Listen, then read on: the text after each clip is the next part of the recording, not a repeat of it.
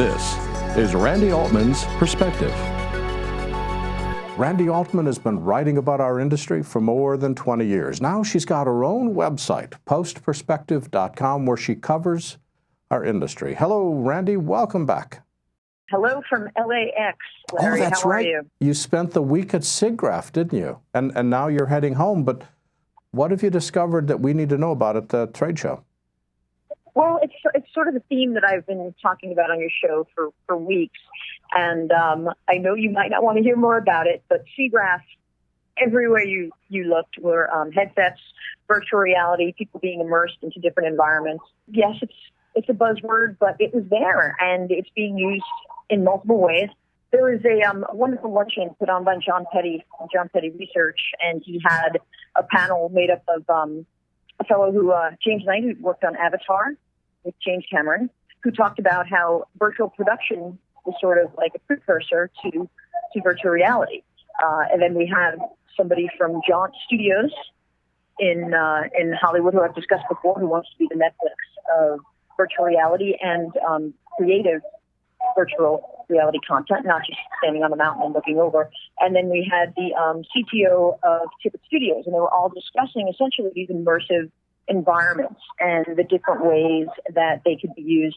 And the Toolkit fellow talked about how they're creating apps where some of the characters that they've helped create could be composited into people's own personal family photos, and for fun, just for fun. But it's just another example of these immersive environments and how they're being used. Another one that's very quickly that was kind of fun is the Ford Motor Company was there with a demo that was being powered by SIGGRAPH Devil Box, and that is how they design their cars. They will have labs all over the country.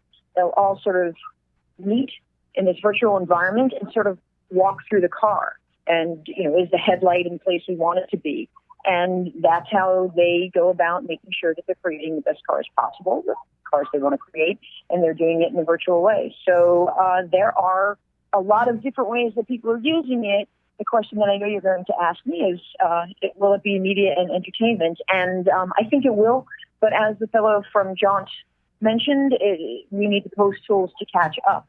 So he's talking about the editing tools, the color tools, the visual effects tools. So that's the next step. Were you finding the greatest amount of interest in virtual reality being the creation of content, the development of tools to create virtual reality content, or hardware for consumers to play back content? Not necessarily the consumers yet. And I know where you're going with this. It's more about the toolkits for people to create the content.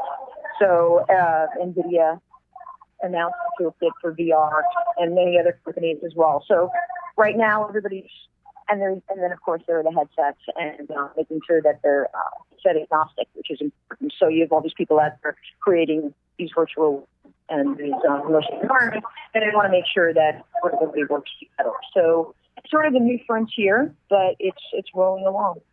Are you seeing the tools to create VR content stable enough for content creators that are not deeply pocketed large studios to start to play in this game, or is it something we need to wait for a few more weeks on? I think we need to wait.